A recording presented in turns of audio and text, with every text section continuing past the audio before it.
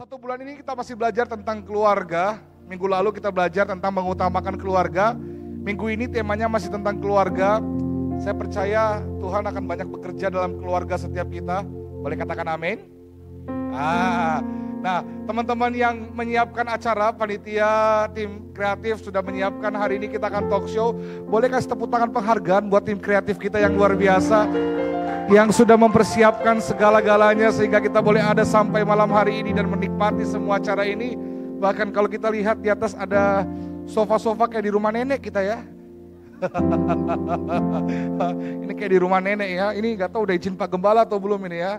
Ya, tapi saya yakin semuanya kalau setiap kita pasti akan diberkati dengan diskusi kita malam hari ini. Nah teman-teman, sebelum kita mulai talk show malam hari ini, izinkan saya menjelaskan tentang tema kita malam hari ini, yaitu broken home, it's not broken child. Atau apa sih itu bahasa Toraja itu ya, bahasa asing itu ya. Bahasa Indonesianya begini, keluarga yang berantakan tidak menentukan anak yang berantakan. Jadi hanya karena kita lahir dalam keluarga yang tidak utuh, bukan berarti kita pasti tidak utuh. Ya, Alkitab catat ada banyak sekali tokoh Alkitab yang dipakai Tuhan luar biasa sekalipun mereka lahir dari keluarga yang gak utuh. Nah kita mau diskusi banyak tentang itu. Supaya begini, hari ini Tuhan bukakan mata hati kita melihat keluarga kita dengan cara yang berbeda. Gak ada keluarga yang sempurna, tapi semua keluarga dapat Tuhan pakai untuk rencana yang besar dalam kehidupan kita. Katakan amin. Oke, untuk mempersingkat waktu, hari ini saya mau kasih kenal narasumber kita. Saya tadi ngobrol-ngobrol ternyata kita ini cukup luar biasa juga bisa import pembicara. Karena narasumber kita hari ini dari luar kota semua, haleluya. Disebut dari bumi Sudiang. Dua-duanya dari Sudiang gitu ya. Kesini mesti pakai paspor katanya ya. Hari ini ada keluarga Kak Anes dan juga keluarga Kak Eril yang akan memberkati kita. Dan sebelumnya kalau teman-teman belum kenal, izinkan saya perkenalkan satu persatu. Kita mau sambut Kak Anes dan Kak Oci. Mereka adalah koordinator ibadah di gereja kita. Juga oke, kalau mau tepuk tangan jangan ragu-ragu. Malaikat bilang ini yang tepuk tangan yang mana ini? Mereka juga sudah lama sekali membina home dan juga dulu namanya MKC. Teman-teman muda banyak yang bertumbuh di sini dan pasti sangat diberkati dengan kehidupan mereka. Kalau begitu tidak panjang lebar, saya undang dengan tepuk tangan yang paling meriah untuk Kak Anes dan juga Kak Oci. Boleh maju ke depan. Oke. Mengisi tempat yang sudah disediakan, ini apa namanya, kursi panas gitu ya. Dan kita lagi nggak di Kick Andy, ini Kick Peter namanya. Silakan, puji nama Tuhan. Silakan kakak. Oke, silakan duduk. Waduh, ini kayak disetrap. Di sini boleh ya. Jangan pisah dong suami istri. Silakan. Haleluya. Nah, malam ini juga ada sahabat saya, kakak saya yang saya juga sangat diberkati dengan kesaksian kehidupannya. Ada banyak hal yang kita bisa pelajari dan bisa lihat dari kebaikan Tuhan melalui kehidupannya. Hari ini juga datang sama istri tercinta dan juga anak yang ganteng luar biasa. Kakaknya El yang karena 3 tahun, anakku baru setahun 6 bulan. Kita mau sambut juga Kak Eril, boleh bangkit berdiri. Kasih tepuk tangan yang paling meriah, silakan Kak. Kasih tepuk tangan buat Kak Eril juga, haleluya. Saya mau spoiler latar belakangnya Kak Eril, tapi takutnya lebih dahsyat kalau dia yang langsung kesaksian begitu kan ya. Tapi teman-teman, hari ini kita akan bicara banyak dengan Kak Eril, Kak Anes, dan Kak Oci. Boleh bertanggung jawab masing-masing dengan mic-nya. Iya. Kita mau bicara tentang keluarga. Ya, sebelumnya supaya seperti MC kondang ya, Desta Vincent begitu ya. Kita buka dengan pertanyaan. Kak Anes, Kak Oci, Kak Eril, apa kabar malam hari ini? Kabar baik. Kabar baik. Kak Eril apa kabar? Jangan sama? Ya, luar biasa. Luar biasa. Yang terakhir biasa lebih lucu. Kabar baik, luar biasa. Kak Oci apa kabar malam ini? Wow. Puji Tuhan. Ya, kita bersyukur Tuhan izinkan kita boleh dengar banyak hal dari keluarga-keluarga yang Tuhan berkati juga. Hari ini kita kedatangan Kak Anes, Kak Oci, dan juga keluarga Kak Eril. Kita percaya Tuhan mau bicara sesuatu kepada kita. Katakan amin. Nah, kita mau ngobrol-ngobrol juga, mungkin mulai dari Kak Anes dan Kak Oci juga. Kira-kira Kak Anes dan Kak Oci sudah berapa lama berumah tangga? Kemudian asalnya dari mana? Perkenalan singkat dulu dong, karena kan tak kenal tak sayang. Ya, kalau udah kenal pasti makin sayang. Boleh Kak Anes dan Kak Oci dulu, silakan. Yang mana duluan? Untuk ini yang lebih detail istri. Ya. Gitu ya. Ini alasan Kak Anes kayaknya lupa juga ini ya. Bilang saja kalau lupa. Masih ingat sayang? Oke, shalom teman-teman semua. Ya, sebelumnya itu saya mau mengucapkan terima kasih dulu buat tim Home ya. Iya. Mana Elsa? Elsa, Ya. Moses, dan Sebelumnya Giselle, itu, dan teman-teman. ya waktu itu Elsa WA saya kira dia tipu-tipu. Kayak dia diblokir nomornya, terus dia tiba-tiba WA begitu, bilang, halo shalom kak, apa kabar? Kenapa tiba-tiba bilang apa kabar? Padahal baru ketemu begitu, jadi saya lihat tapi saya tidak mau balas. Habis itu minta pulsa. Iya, takutnya tuh. Jadi minta maaf ya Elsa Ya, puji Tuhan kami sudah berumah tangga selama berapa tahun? Mulai 2015. Ya, 10 tahun. Puji Tuhan. 10 tahun dan pacaran selama 5 tahun, jadi 15 tahun. Iya, gitu. Sekitar apa lagi nih? Kegiatan sehari-hari, aktivitas.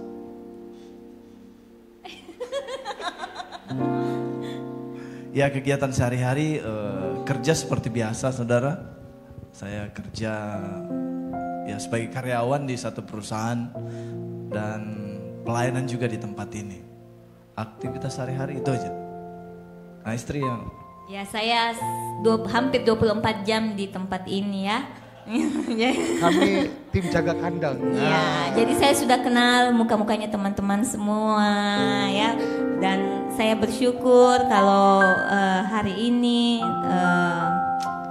tidak kebetulan, walaupun saya agak deg-degan ini disuruh Elsa maju ke depan, ya saya tetap bersyukur bahwa itu adalah pelayanan yang Tuhan kasih. Dan saya juga sebagai guru di sini tadi pagi sampai siang graduation dan lanjut lagi di Home. Ini dari terbit matahari sampai pada waktunya ya. Terima kasih Kak Anes, Kak Oci. Sekarang kita mau kenalan sama Kak Eril. Mungkin banyak yang bertanya-tanya, siapa kakak ganteng di depan ini gitu ya. Kak Eril boleh perkenalan singkat, nama, terus juga nama keluarga, istri, anak-anak, aktivitas, dan juga sudah berapa lama pernikahan dan sebagainya Kak. Apa yang bisa kita kenal dari Kak Eril? Oke, shalom. Puji nama Tuhan. Pertama-tama saya mau mengucapkan terima kasih buat Peter dan teman-teman Home. Nama saya Feril Jordi. Dan saya datang hari ini bersama-sama dengan istri saya Clara dan juga anak saya Bennett.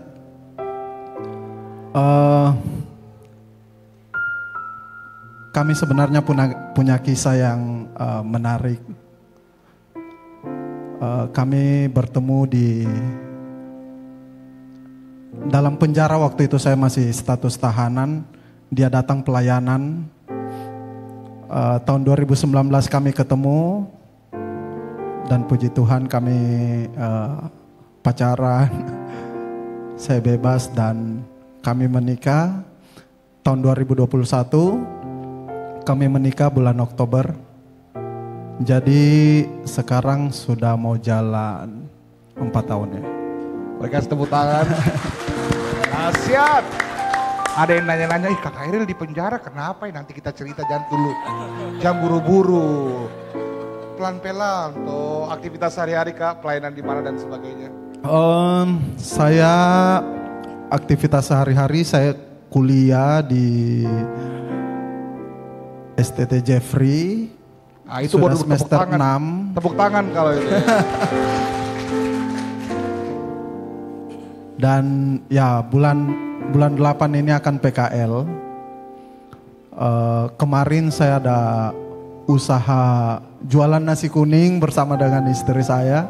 Tapi karena mau PKL jadi kami untuk sementara stop. Ini bukan promosi tapi. Nanti kalau buka beli ya. Oke, jadi ya paling itu saja.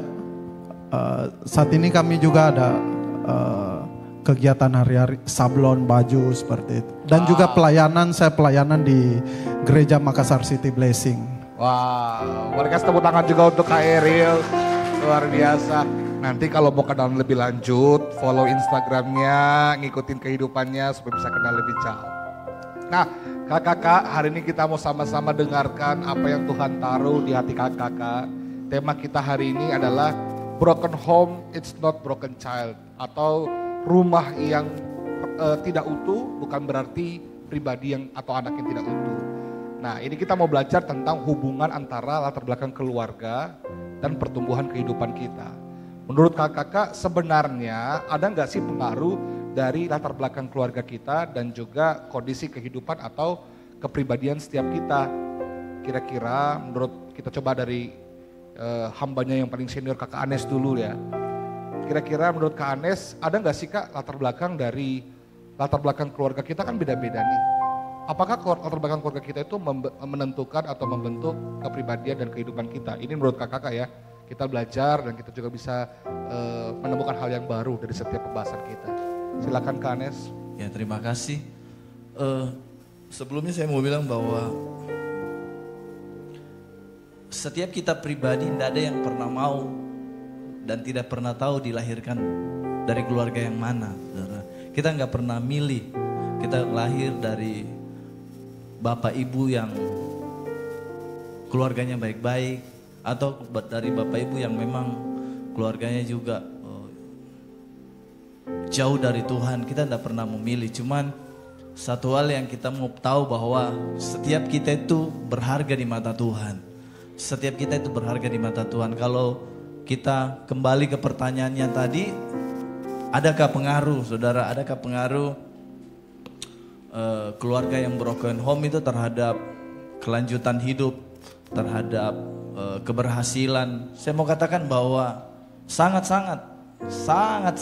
ada saudara, sangat ada, sangat berpengaruh. Pengaruhnya di mana? Secara psikologi pasti orang yang hidup hari-hari dengan keluarga yang mama bapaknya minta maaf bahwa sering berantem, pasti anaknya ngikut saudara, pasti ada efek saudara. Jangankan keluarga bapak ibu yang kita lihat berantem, kadang-kadang lingkungan juga sekitar juga mempengaruhi. Ambil contoh, kita tinggal di lingkungan, saya ada lihat orang-orang yang tinggal minta maaf di daerah yang memang lingkungan anak-anaknya itu sering bicara kotor ya, bicara tentang kebun binatang. Anak yang tidak diajar pun ketika dengar itu dia bisa ngikut saudara. Jadi dua hal yang mempengaruhi, dua hal. Yang pertama memang secara psikologi dalam rumah tangga bisa mempengaruhi, dari keluarga yang memang jauh daripada Tuhan, dan lingkungan juga bisa menyebabkan orang mengalami yang namanya broken home. Bahkan kalau mau dilihat pelayanan yang dikerjakan, pernah dilayani satu namanya orang gila selama 7 tahun. Orang tua saya ini dibilang gila juga ya, dibilang gila juga karena melayani satu orang gila yang betul-betul gila. Dan orang bilang bahwa kita jadi gila. Tapi saya melihat begini, bukan kata orang kita hidup, tapi kata Tuhan. Kalau Tuhan mempercayakan satu, setia dengan satu, Tuhan bukakan jalan dan Tuhan tolong. Akhirnya satu orang gila ini diselamatkan dan satu kota melihat, wow, satu orang gila diselamatkan. Dan akhirnya dari orang gila itu banyak orang-orang jadi ikut percaya kepada Tuhan. Nah, kita tidak tahu cara Tuhan. Nah, pengaruh itu yang sampai hari ini dalam keluarga saya ajarkan juga dalam anak istri, bahwa tetap utamakan Tuhan dalam segalanya. Itu dulu sampai di situ dulu. Nanti siapa tahu ada muncul pertanyaan yang lain nanti saya Boleh kasih tepuk jawab. tangan untuk Kak Anes. Ya. Jadi kalau teman-teman nggak tahu atau belum tahu, orang tua Kak Anes itu salah satu pelopor ya GBI atau tokoh GBI di daerah mana Kak Anes? Kolaka. Dan kalau saudara tanya ke hamba-hamba Tuhan, termasuk mungkin Pastor Victor punya orang tua, pasti kenal betapa dahsyatnya pelayanan dari orang tua Kak Anes. Nah ini kita belajar pengaruh dari orang tua yang begitu luar biasa, sehingga hari ini kita bisa lihat ya, menghasilkan juga hamba Tuhan yang luar biasa. Kemuliaan bagi Tuhan. Haleluya. Nah kalau Kak Eril, kita mau dengar Kak, kira-kira Kak Eril sendiri kira-kira lahir dari keluarga seperti apa, kemudian adakah pengaruh latar belakang keluarga Kak Eril dalam kemudian membentuk keputusan atau kehidupan Kak Eril yang pernah mungkin Kak Eril lewati? Silakan Kakak. Baik.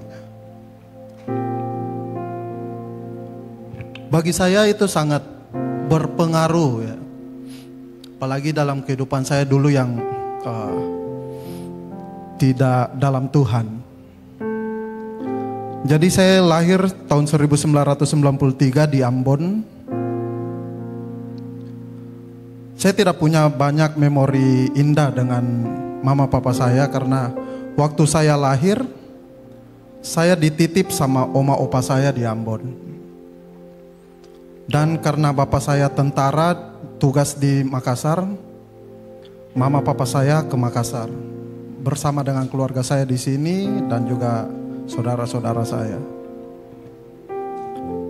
Berat dan sakit saya rasa karena terpisah dari orang tua, dari saudara-saudara.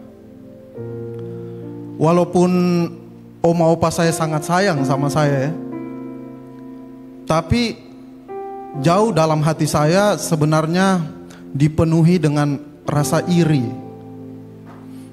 Rasa iri ketika melihat teman-teman saya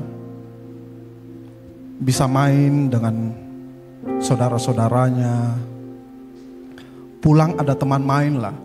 Karena saya cucu pertama waktu itu, jadi saya, saudara bisa bayangkan saya sendiri di situ. Pulang cuma jumpa dengan oma opa saya, tidak punya teman main. Jadi saya tumbuh dengan rasa iri lah.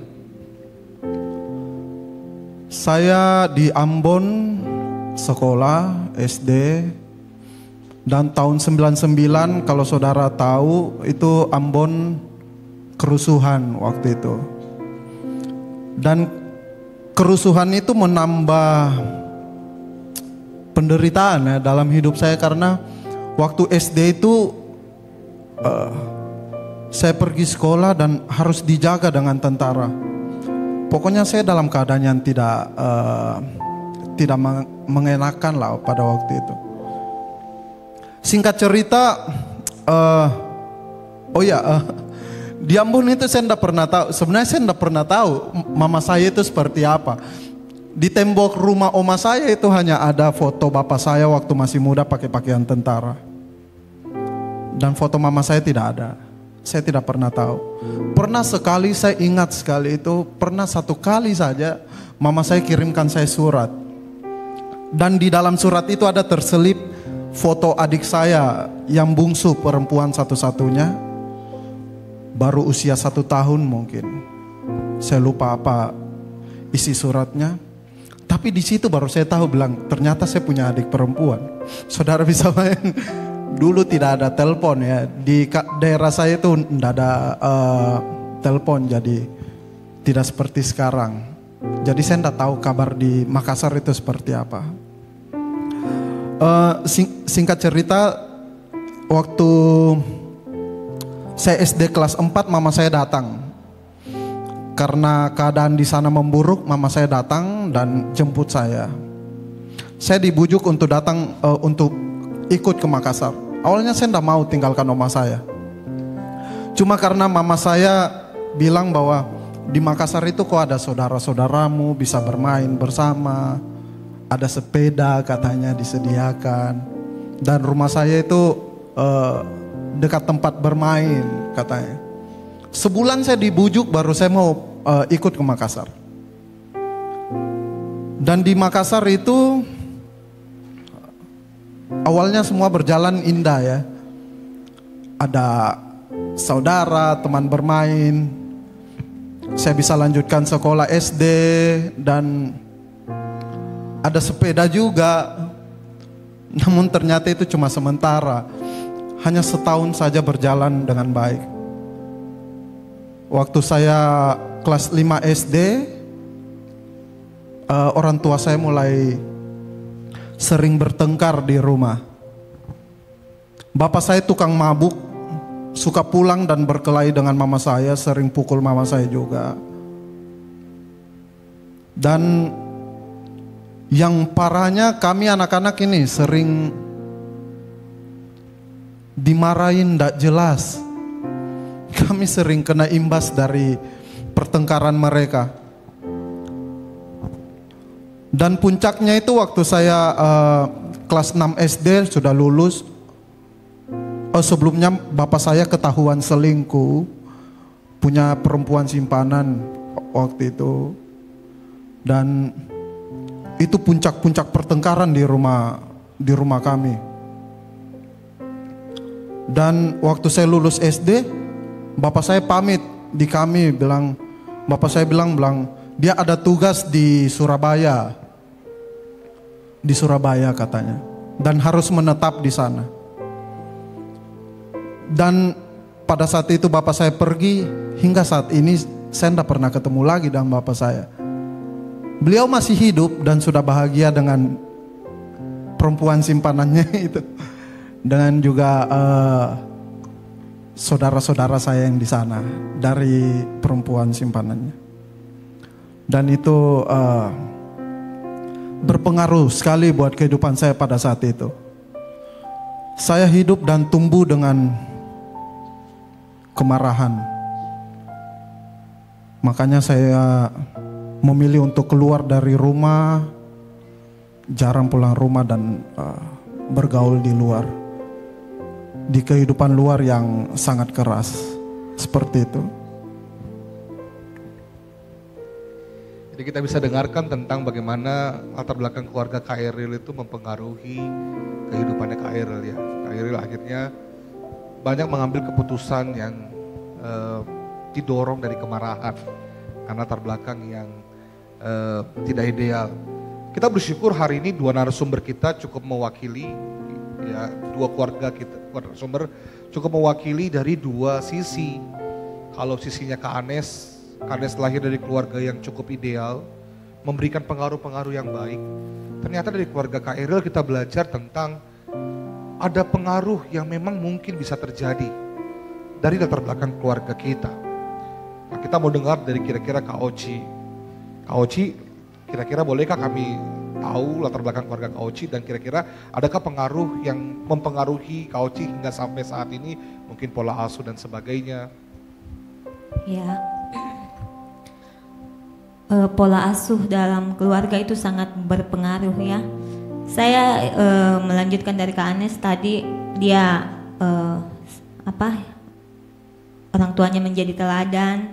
Kalau saya bersyukur walaupun baru saat ini saya bisa menjadikan orang tua saya, khususnya papa saya itu teladan ya. Karena dulu itu orang tua saya itu hidupnya, saya selalu melihat orang tua saya itu suka bertengkar gitu.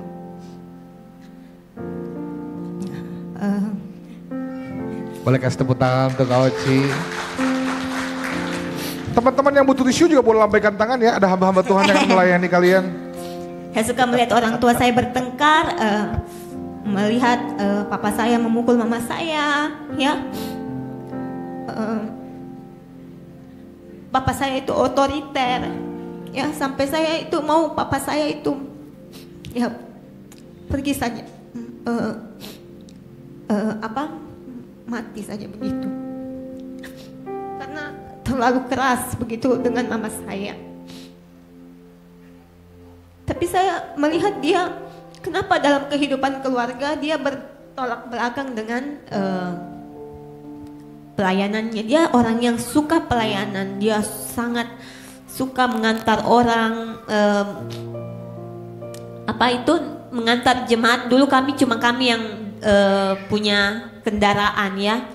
Jadi jemaat yang jauh-jauh itu dia suka antar pulang. Kami itu biasa dari gereja sampai gereja malam, biasanya itu jam 7 malam, jam 9 selesai ibadat, dia mengantar jauh-jauh itu sampai setengah 2 malam ya. Saya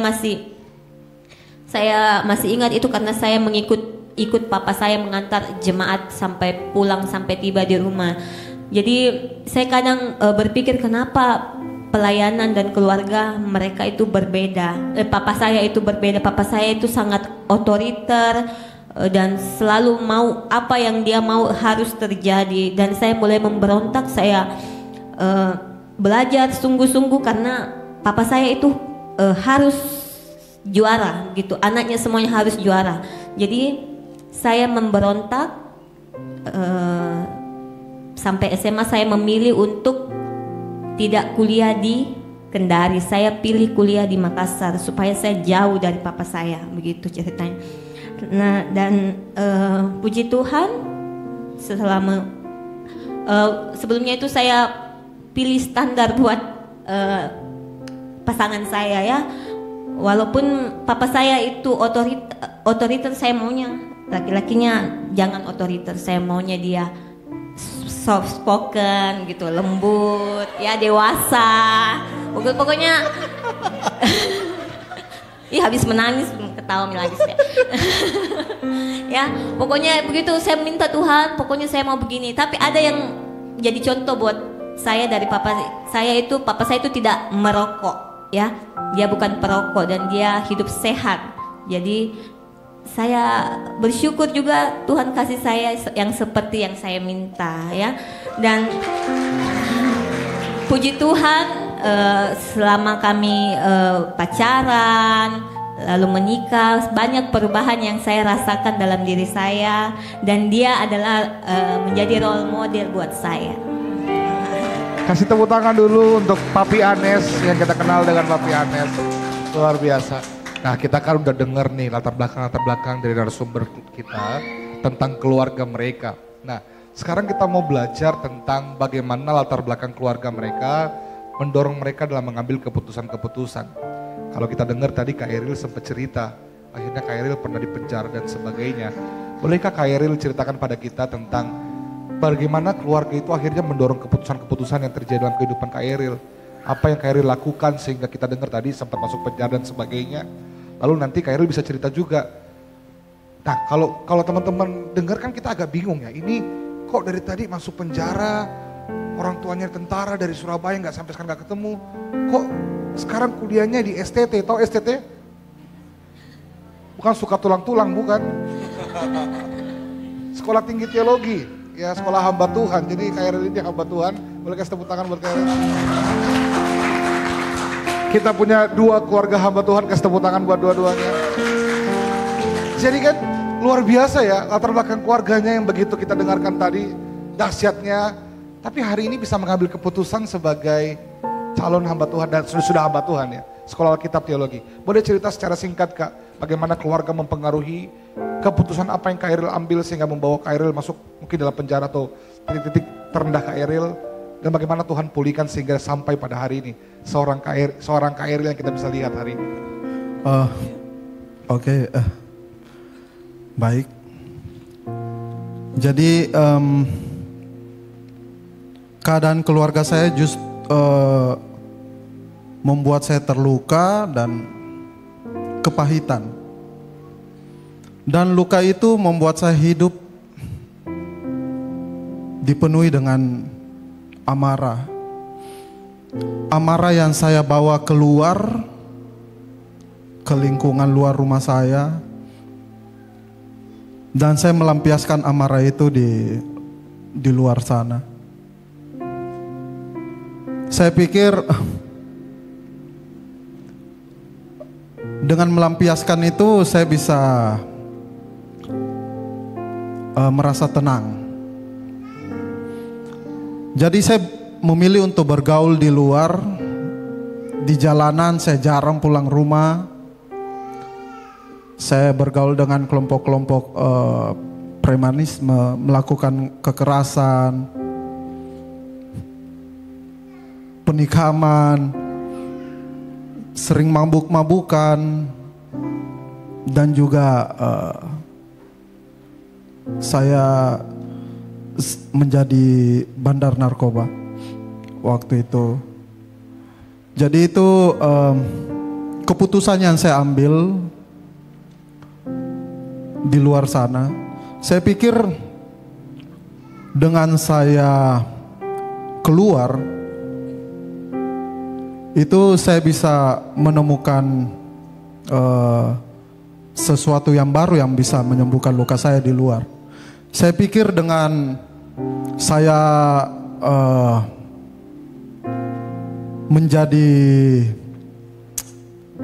menjalani kehidupan yang keras, ditakuti, disegani, punya banyak teman, saya pikir dengan itu orang bisa menghargai saya di luar.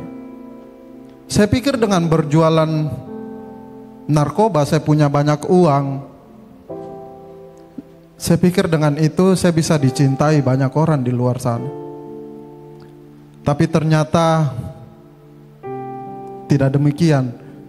Justru itu semua yang membuat kehidupan saya tambah hancur. Saya keluar masuk penjara selama beberapa kali, 4 kali. Dan terakhir saya di penjara divonis 10 tahun 2 bulan.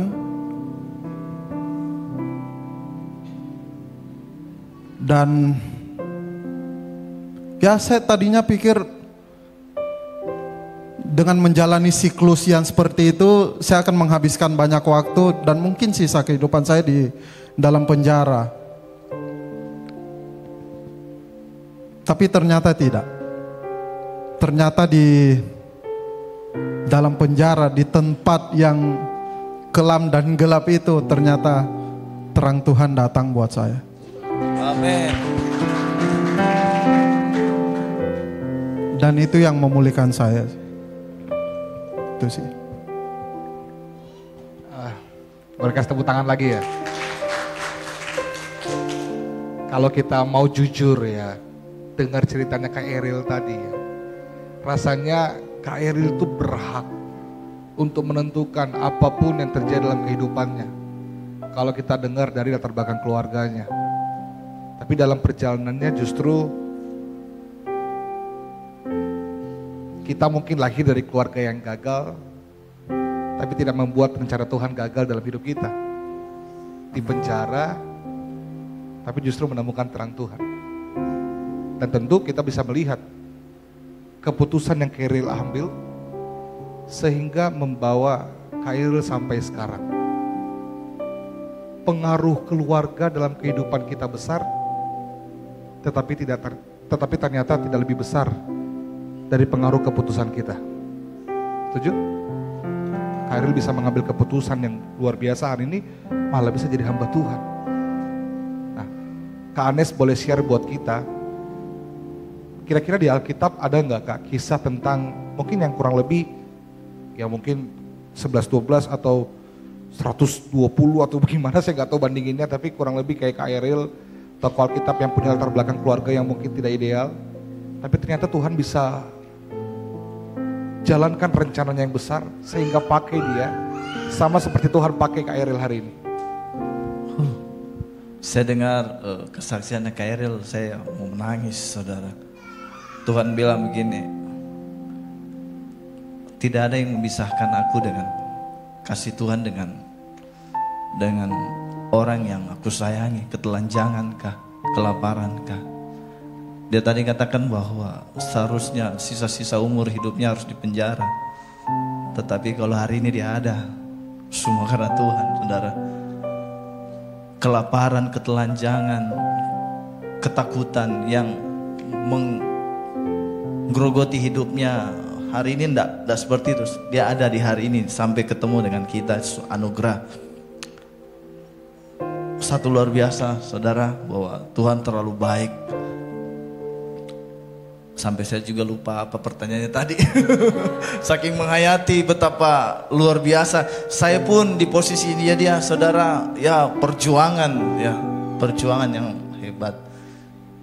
Ya ayatnya, ya tokoh ya kembali ke tokoh. Satu ayat firman Tuhan bilang gini, sekalipun ayah dan ibuku meninggalkan aku, tetapi aku, Tuhan maksudnya menyambut aku. Saudara ingat siapa itu saudara? Siapa yang bilang itu saudara? Tokoh siapa kira-kira? Yes, Daud saudara. Kita tidak tahu sejauh mana keluarga ibu dan ayahnya meninggalkan dia.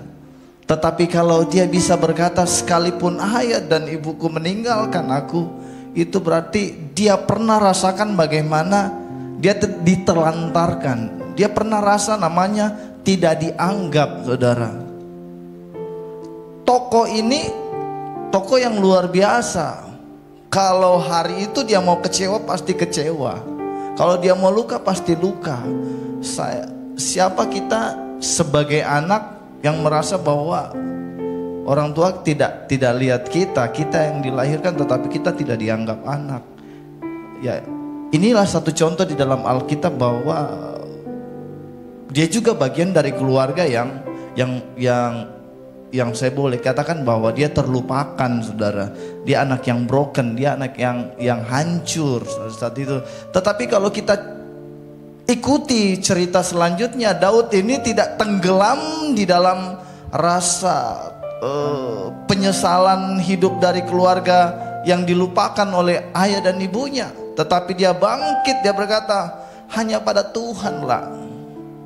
Dia katakan hanya dekat Allah saja ku tenang. Artinya dia tidak terpuruk dengan keadaan yang ada, tetapi dia lihat Tuhan. Dia lihat Tuhan sampai kita melihat bahwa perjuangannya, Alkitab berkata keturunannya akan kokoh sampai hari ini. Dia bagian dari garis keturunan Yesus lahir, saudara. Betapa dipakai Tuhan luar biasa bagi mereka yang sekalipun merasa ditinggalkan oleh ayah dan ibunya, tetapi tidak mau dipengaruhi oleh kondisi yang ada. Dia bangkit dan Tuhan pakai hidupnya. Dan tokoh yang luar biasa dalam Alkitab berkata dia adalah orang yang dekat dengan Tuhan. Dia disayang Tuhan. Dia adalah tokoh yang bermazmur terus bagi Tuhan. Itu loh yang saya bisa bagikan. Tokoh salah satu, saudara. Yusuf pun juga bagian dari broken dari kakak-kakaknya, saudara. Dan kalau mau sakit hati pasti juga bisa, saudara. Tetapi dia bisa bilang begini, sekalipun kamu mereka-rekakan yang jahat terhadap aku, tetapi Tuhan buat itu menjadi kebaikan bagi hidupku. Jadi tidak ada alasan bagi kita kalau kita mau tinggal di dalam situasi yang memang keadaannya broken, saudara. Kalau kita tetap mau sadar bahwa di atas segalanya Tuhan punya rencana yang terbaik, Tuhan punya rancangan yang indah. Janjinya bilang bukan kecelakaan, tetapi rancangan masa depan yang tidak berhenti sampai di situ, tetapi masa depan yang penuh dengan harapan. Kalau kita mau bangkit, mau sadar, mau ingat itu betapa Tuhan itu mengasihi kita, maka kita pasti akan menjadi orang-orang yang tidak lagi broken, bisa memaafkan, bisa mengampuni, bisa dipulihkan hatinya, saudara. Nah, itu tokoh yang saya bisa bagikan buat teman-teman. Boleh kasih tepuk tangan untuk Kak Anet. Jadi kita belajar Daud ternyata juga lahir dari keluarga yang gak ideal juga, tapi keputusan Daud menentukan bagaimana Tuhan pakai kehidupannya dengan luar biasa. Yes. Nah, Kak Oci tadi juga sempat cerita, Kak Oci punya orang tua yang otoriter dan sebagainya. Tapi Kak Oci juga bilang, Kak Oci akhirnya mampu menjadikan mereka panutan teladan dan memutuskan untuk mengasihi mereka. Bolehkah cerita, Kak, bagaimana usaha atau apa yang Kak Oci alami sehingga Kak Oci memutuskan untuk mengasihi keluarga Kak Oci? Seiring berjalannya waktu, papa saya itu dia otoriter, tapi dia sangat perhatian ya. Cara perhatiannya itu mungkin terlalu berlebihan dan saya yang meresponnya juga salah gitu. Jadi selama saya kuliah di sini, saya lebih dekat dengan Tuhan. Tentunya itulah yang menjadi salah satu hal mengapa saya memilih untuk mengasihi papa saya, papa saya, memaafkan dia dan menjadi sahabat buat papa saya ya. Jadi sekarang saya itu akrab ya. Dia selalu curhat karena dia sudah tua toh. Jadi dia sudah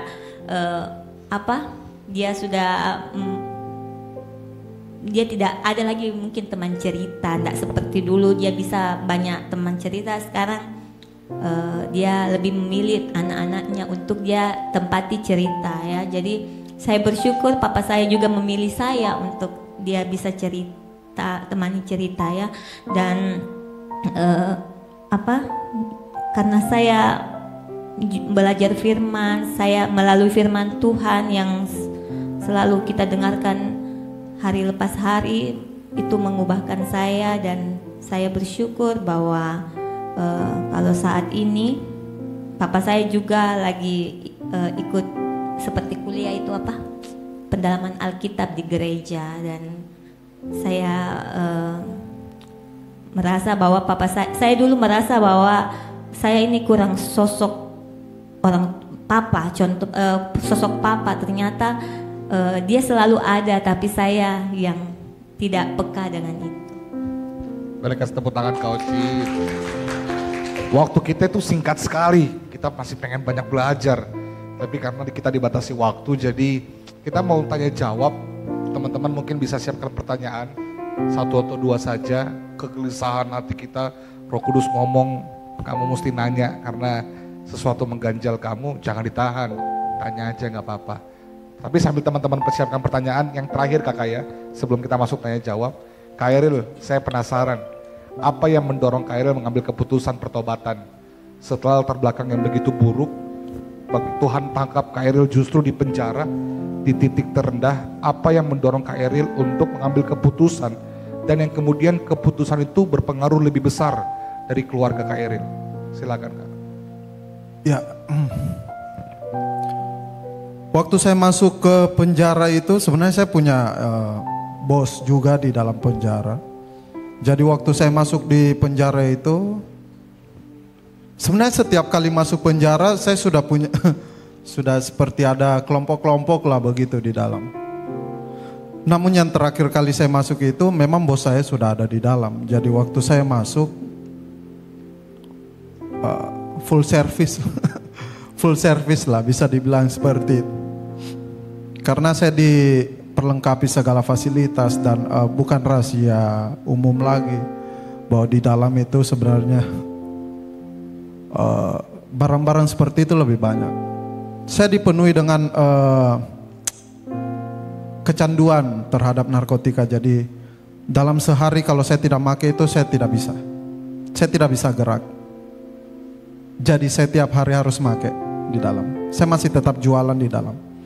Sampai pada satu ketika saya ingat sekali tahun akhir 2017, saya tidak tahu kenapa saya punya kerinduan untuk pergi ke gereja.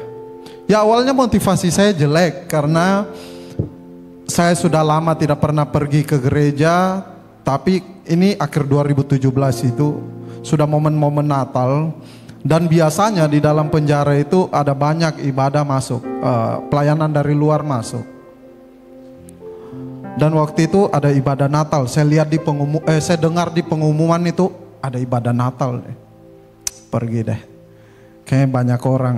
Awalnya karena pengen lihat-lihat orang, pengen lihat cewek-cewek begitu. Waktu itu saya masih jomblo, jadi istri saya enggak ini. Ya. Jadi akhir 2017 saya belum kenal dengan istri saya. Dalam satu ibadah itu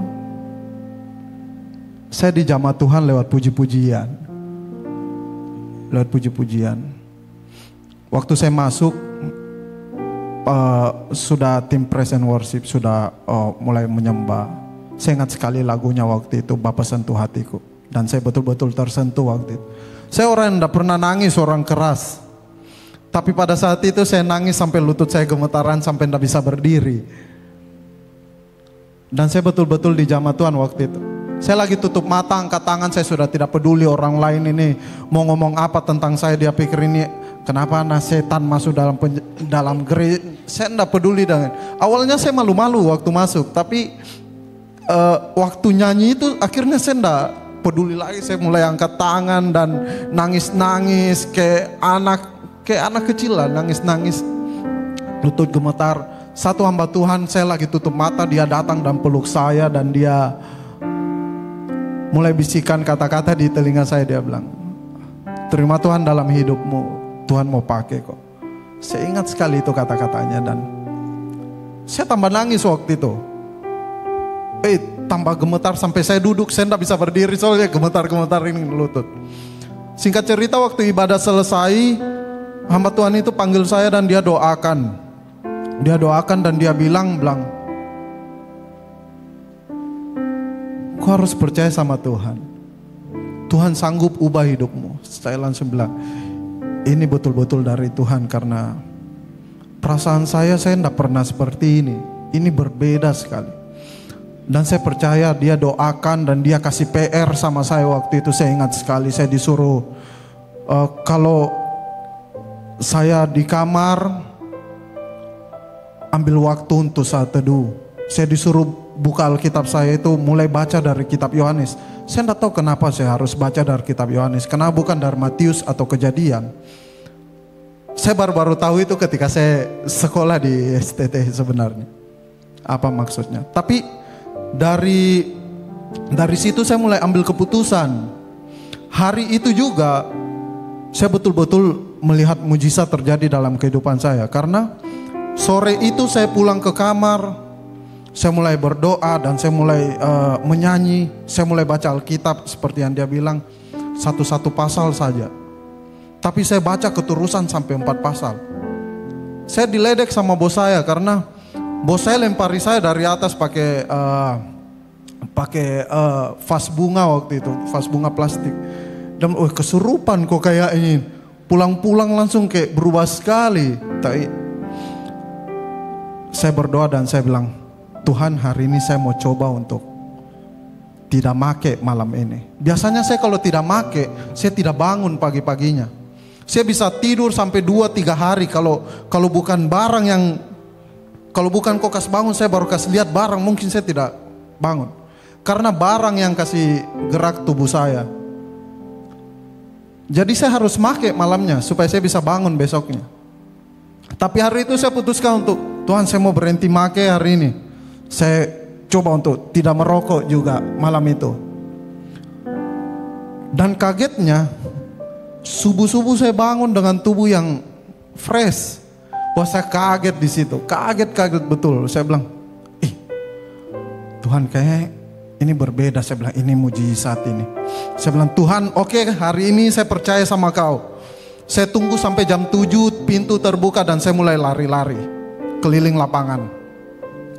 Dan sejak hari itu saya berhenti merokok dan juga make. Luar biasa Tuhan bukan saya dibimbing juga dengan ada kakak rohani di dalam. Saya mulai aktif pelayanan. Dan saya mulai dipulihkan dari luka keluarga saya. Bukan luka hati saya saja yang dipulihkan, tapi kecanduan saya pun dipulihkan sama Tuhan.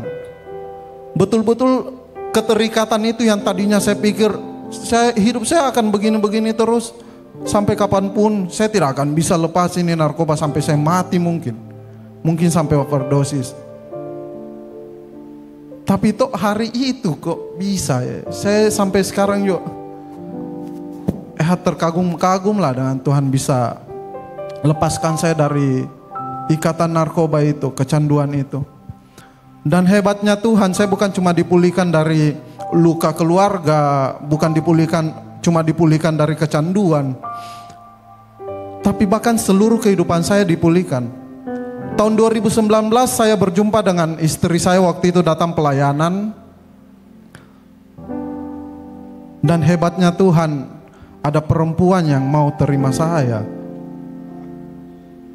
Ternyata kami berteman di Facebook.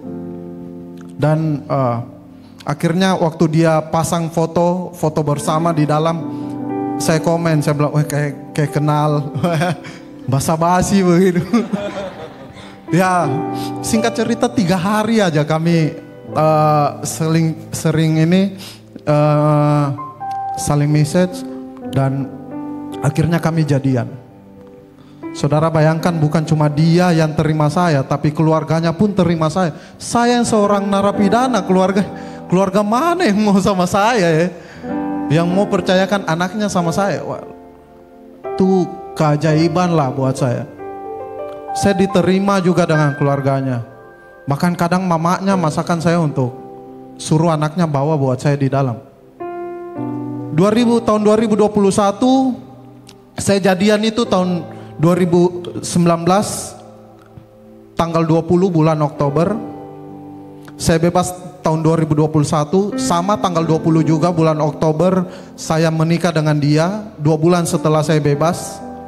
Dan puji Tuhan, saya dikaruniai anak satu orang anak laki-laki. Saudara bisa bayangkan betapa dahsyatnya Tuhan. Saya yang pikir saya tidak punya masa depan. Mungkin orang yang mau sama saya juga mungkin orang rusak ya yang mau sama saya mungkin. Saya pikirnya begitu. Tapi ternyata tidak. Latar belakang mamanya juga itu seorang hamba Tuhan, sekolah juga di STT Jeffrey. Saudara bisa bayangkan seorang hamba Tuhan mau percayakan anaknya untuk menikah dengan orang yang kelihatannya tidak punya masa depan, penuh tato, narapidana. Siapa yang mau? Ada orang seperti itu. Tapi hebatnya Tuhan punya cara pandang yang berbeda. Tuhan percayakan anaknya sama saya. Dan karena kasih Tuhan, saya belajar dari Tuhan. Saya belajar dari kasih Bapa dan saya memilih untuk, banyak orang yang bilang begini, bahwa trauma di keluargamu itu, luka dari keluargamu itu akan turun sampai kepada anak-anakmu dan istrimu. Tapi saya katakan itu semua bohong. Saya memilih untuk dipulihkan Tuhan, dan saya memilih untuk memutus rantai itu. Dan saya percayakan hidup saya kepada Tuhan. Dan Tuhan mengajar saya tentang kasih, sehingga saya bisa menjadi bapa untuk keluarga kecil saya. Dan saya belajar dari Bapa untuk mengasihi juga anak saya. Seperti itu. Boleh kasih tepuk tangan. Thank you Kak Eril, Kak Anes, Kak Oci. Berapa banyak kita diberkati, boleh pegang tangan. Kasih tepuk tangan buat Allah yang ajaib. Waktu singkat, 1-2 pertanyaan boleh. Ada yang mau bertanya, langsung angkat tangan. Wah, boleh satu depan, boleh mic-nya silakan. Ini Nona Nat mewakili kita bertanya, silakan. Ya, terima kasih atas kesempatannya. Perkenalkan, nama saya Natasha. Jadi di sini saya mau bertanya ke Mami Oci. Tadi sempat Mami Oci bilang kalau Mami Oci sempat merasa kehilangan sosok kasih sayang seorang ayah pada saat Mami Oci bertumbuh. Nah, jadi saya memiliki banyak teman yang sering curhat kepada saya. Dan latar belakangnya itu sama kepada Mami Oci. Akhirnya pada saat ia tumbuh, ia ketemu dengan laki-laki yang bisa memberikan dia perhatian yang tidak dia dapatkan dari sosok seorang ayah. Dia luluh kepada laki-laki itu tanpa memikirkan perbedaan. Biasanya mohon maaf, beda agama itu disapu rata saja karena sudah dapat kenyamanan. Nah, pertanyaan saya, pernahkah Mami Oci berada di posisi tersebut, mendapatkan kenyamanan dari orang yang kurang tepat? Kalau misalnya tidak pernah, apakah punya tips atau saran biar kita tetap menjaga keimanan kita? Terima kasih, saya kembali. Kasih tepuk tangan buat Nat. Thank you. Langsung Mami Oci silakan. Ya, Nat, thank you. Ya, saya juga pernah begitu ya. Bukan karena kehilangan sosok ayah, malah saya mau sembarangan. Maksudnya kalau dia memperhatikan saya, memberikan perhatian, maka saya mau saja begitu. Karena sebelumnya itu saya sudah memang memasang standar buat pasangan saya, karena saya tidak mau lagi papa saya yang sudah otoriter, saya mau lagi pasangan saya seperti itu, begitu ya. Jadi saya sudah memasang standar buat pasangan saya, bukan karena dia jago menggombal atau apa ya, atau jago perhatian ya, tapi karena saya memang sudah memasang standar. Tapi saya pernah berada di posisi dimana saya pacaran sama non muslim selama 2 tahun. Teman yang non muslim itu dia kuliah juga di sini, tapi di UMI lagi ya. Jadi saya di UMI dia kuliah. Jadi saya itu antara takut ya. Waktu itu papa saya tahu saya pacaran sama muslim. Coba nih, saudara bayangkan ya. Saya tidur malam, masih pagi. Papa saya di Kendari karena libur ya. Jadi saya tidur liburan di Kendari. Papa saya ke Makassar. Pak pendeta saya kasih tahu itu pacaran sama muslim. Pas pulang, apa yang terjadi, dia tarik kaki saya masih tidur ya. Dia tarik kaki saya bangun. Baru langsung pak ya, tampar ya. Bagaimana itu, masih belum sadar, sudah langsung ditampar pak. Langsung saya kayak gitu, kayak wah itu ya. Jadi saya bisa lepas dari itu karena memang saya tahu itu tidak akan ada ujungnya ya. Maksudnya itu tidak akan berakhir dengan sempurna seperti yang ya, saya percaya bahwa begini, ada lagu sekolah minggu itu, yang kukasihi kini lenyap, yang lebih baik aku dapat ya. Ya yang kukasihi memang kita kasihi, kita suka, kita sayang, kita nyaman ya, nyaman. Tapi apakah itu memang benar dari Tuhan gitu ya? Percaya bahwa ada yang lebih baik dan pasti yang terbaik yang Tuhan berikan ya. Dan dapatlah aku dia. Seperti itu. Promosi dia lambat kenal. Tidak, bercanda saudara ya. Lanjut. Ini, jangan sampai kita kehilangan apa yang Tuhan sudah persiapkan yang terbaik buat kita, cuman karena apa yang kita anggap baik.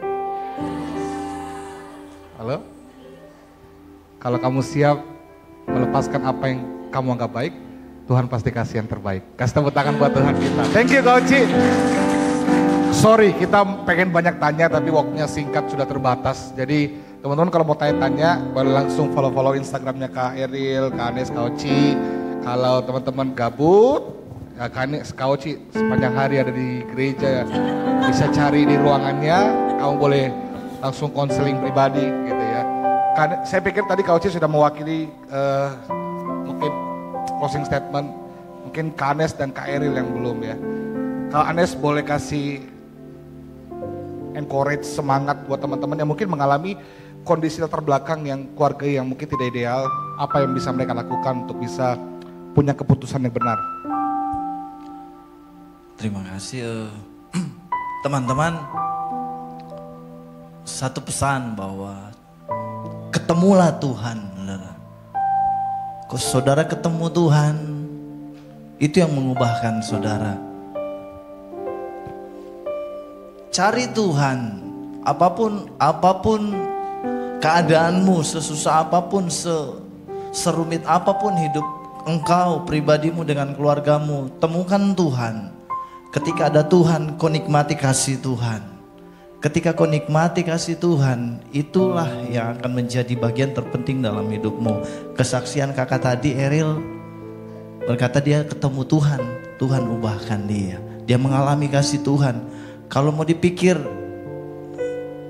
tidak ada cara lain saudara, tidak ada cara lain selain engkau temukan Tuhan. Jadi temukan Tuhan dari hidupmu supaya engkau ketemu benar-benar Tuhan. Jangan main-main, jangan setengah-setengah ikut Tuhan. Renggut dia, ketemu dia, peluk dia.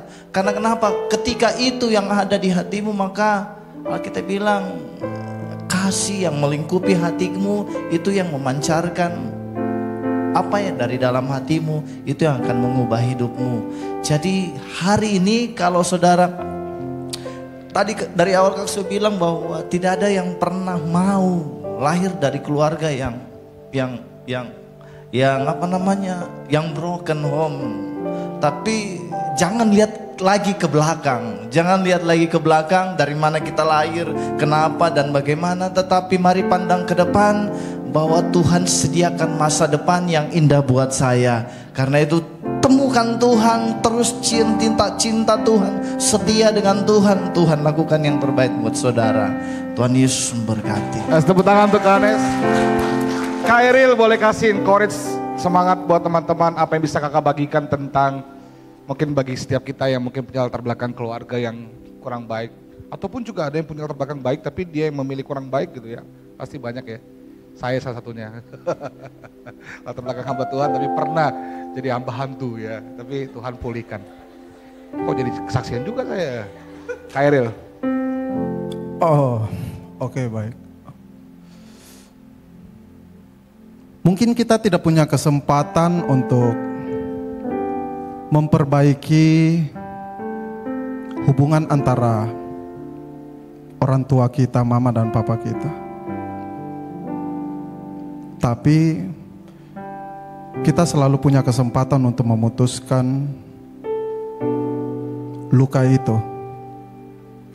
Memang luka keluarga itu sakit dan berat. Tapi kalau kita hidup menjadikan diri kita korban, maka kita akan terus hidup dan semakin hancur. So jangan biarkan luka itu membuat hidupmu semakin hancur. Jangan biarkan luka itu menentukan masa depanmu. Saya selalu percaya bahwa dalam Tuhan ada masa depan. So broken home bukan broken future.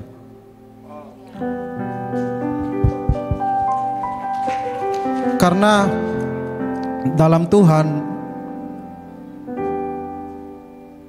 masa lalu bisa disembuhkan dan masa depan pasti Tuhan sediakan. Mungkin itu saya. Kasih tepuk tangan untuk Kak Eril, Kak Anes dan Koci. Kita bangkit berdiri.